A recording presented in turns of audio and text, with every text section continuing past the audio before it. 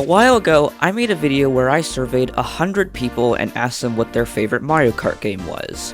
Go check that out if you haven't. It was interesting seeing what the general community at the time really thought, but I easily disagreed with most of their choices. I certainly have my favorite games in the series, so I wanted to give my personal list of my favorite games. Pretty simple, going from worst to best based on my personal experiences or opinions.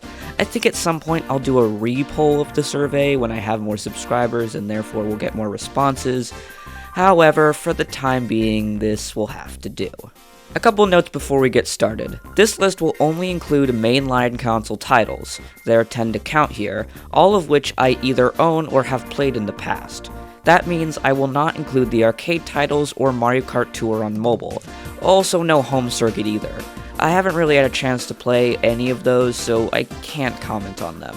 Of course, the most important thing is that these are my opinions. They do not reflect what any of you think. Purely my experiences. If you disagree, please don't attack me or anyone else in the comments. Of course, I would still love to hear your opinions, lists, and explanations. Just please be civil about it. And of course, if you're new here and like what you see, remember to like and subscribe. It really helps the channel out. And if you're already subscribed, keep staying awesome. And without further ado, let's get started with number 10. Mario Kart Super Circuit for the Game Boy Advance, released in 2001. I don't think I really need to argue this one. This is very much the weakest and most forgettable entry in the entire series. To me and many others, it's just a game that kinda came out and not much else. It barely has any defining qualities that make it unique. But that doesn't mean it's ungodly bad. The graphical style is super dated, but I personally think it has a lot of charm to it. The character roster is simple yet solid, and the game is still fun to play. However, there are just some definitive problems I can't look over. This whole not 3D thing, while impressive, makes it an absolute nightmare to play. Turning is almost impossible, drifting is way too difficult to master, and the overall style the game has can be extremely disorientating. The item roster is probably one of the most basic in the series, not interesting or exciting at all. The AI rubber bands like no tomorrow, making the Grand Prix extremely hard. While the game has 40 freaking tracks, most of them are just basic, repeated themes, and half of them are from Super Mario Kart, which already didn't have a ton of variety to begin with. This game and Super Mario Kart could be easily interchanged, but what really irks me is the fact that Mario Kart's most defining feature is almost impossible to use here: multiplayer. You have to have multiple Game Boy Advance systems, link cables, and one copy of the game. However, only having one copy makes it so everyone plays as Yoshi and allows you to play on only 4 tracks. If you want to play the full game and have battle mode, everyone has to have their own copy. With Mario Kart being the most fun in multiplayer, the fact this one is the most difficult and expensive to set up pretty much ruins it in my book. Number 9. Super Mario Kart on the Super Nintendo, released in 1992. You have to pay homage to the game that started it all. Super Mario Kart was a test to take the launch title of the Super Nintendo, F-Zero, and turn it into a more accessible kart racer with multiplayer. To give it a cast everybody could get behind, they threw in Mario characters and created the beloved series. This game has aged poorly, I do agree with that. I feel while the Super Nintendo itself and most of the games have aged quite well, games using that whole Mode 7 thing capable of displaying this sorta 3D but not really, just like Super Mario Kart is impressive, but it doesn't look great nowadays. Not to say this game looks bad, but like Super Mario Kart, it's a nightmare to control, especially the drifting. Most games give you a boost for drifting long enough and pulling it off correctly, but this one doesn't, so there's no real reason to do it. The character roster is alright. Every character here has been a staple of the series since. However, the only oddball here is Donkey Kong Jr. Rather than Donkey Kong, his kooky son. I never understood this. I heard it's because it was his 10th anniversary when this game came out, but I haven't found anything to confirm this, just a rumor I heard. My main issue is just how hard this game can be. The computers are ungodly powerful, having way too many advantages. They can use items you just can't anytime they want.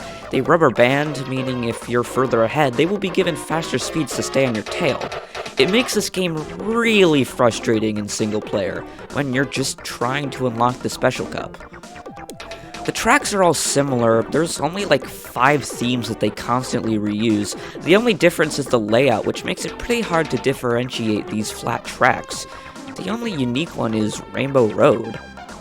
This one I often don't feel any reason to go back to, however, it's still a solid entry that you can enjoy to this day. Number 8, Mario Kart Wii for the Nintendo Wii, released in 2008. Oh boy, hold on, put your pitchforks down. I don't hate this game, or any games on this list. Mario Kart Wii is still a solid entry, introducing some pretty great stuff to the series. The character roster is great, featuring a ton of lovable characters. Funky Kong being here is what keeps me up at night, but whatever, he's apparently the best character in the game stats-wise. This game has some incredible tracks, but honestly some pretty forgettable ones too. I love courses like Wario's Gold Mine, DK Summit, and of course Coconut Mall, but the rest are just kinda there for me. While the core gameplay is fun as always, the item balancing is extremely hectic, which makes it pretty fun. I also feel this game, once again, can be a little frustrating when in single player, plus the motion controls for this game work fine enough, but I always use a GameCube controller. However, I feel everything else about this game kinda falls flat. The battle mode is pretty bad, time limits, computers everywhere, there's no way to just battle it out with friends in a fight to the death, which is what battle mode should be. The graphics don't look too bad, but this game always looked very hazy to me. I always liked Double Dash's graphics better.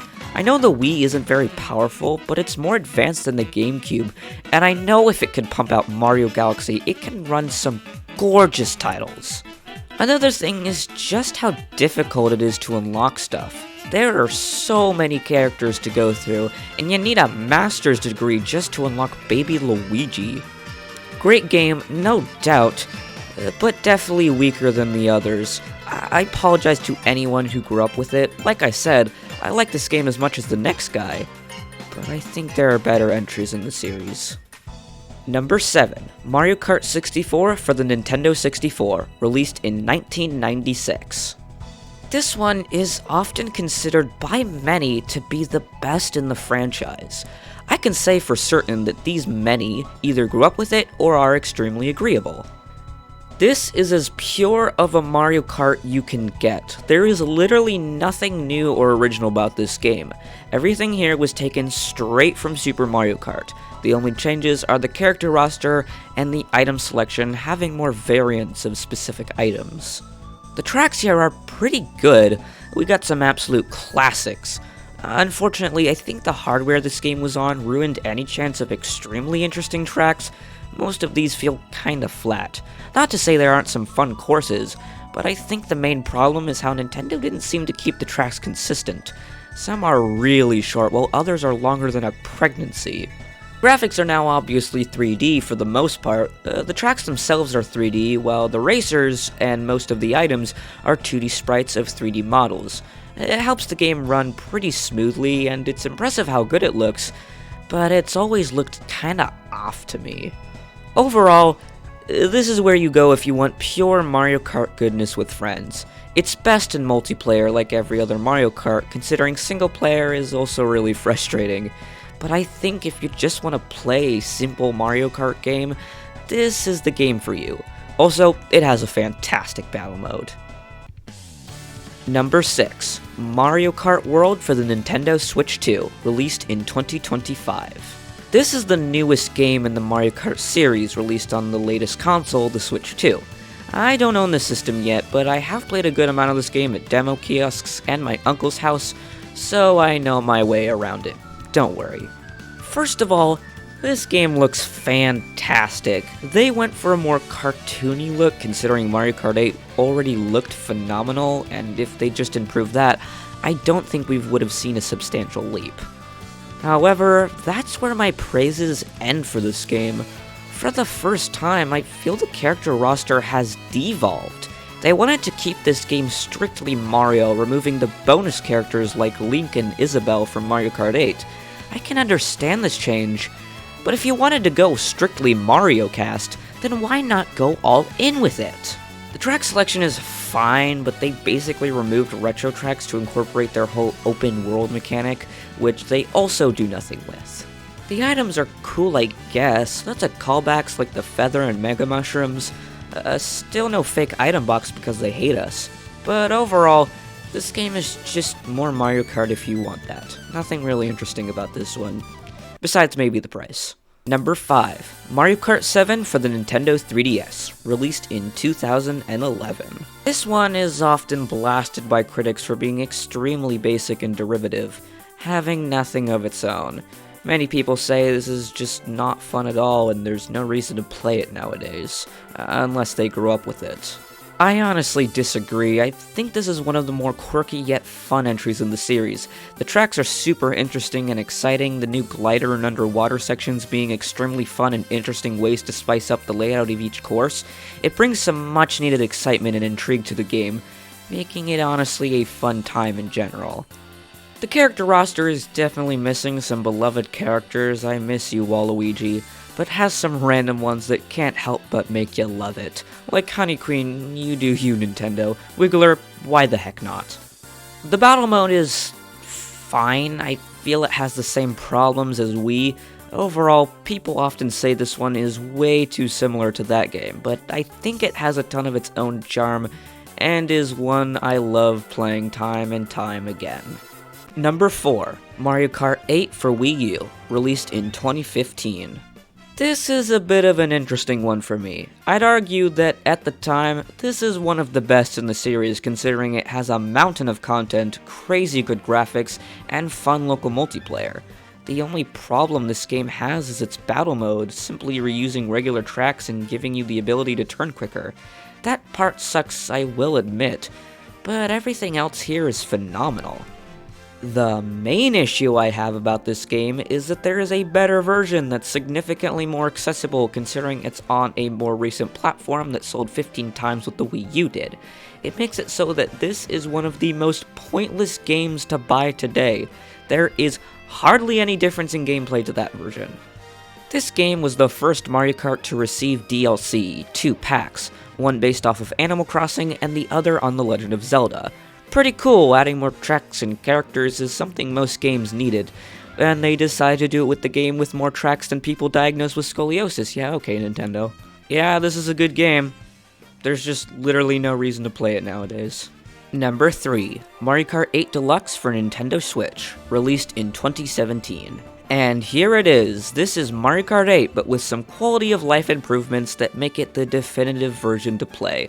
A proper battle mode, DLC built in, and a slightly updated character roster that makes this game the only way to play Mario Kart 8 in my opinion.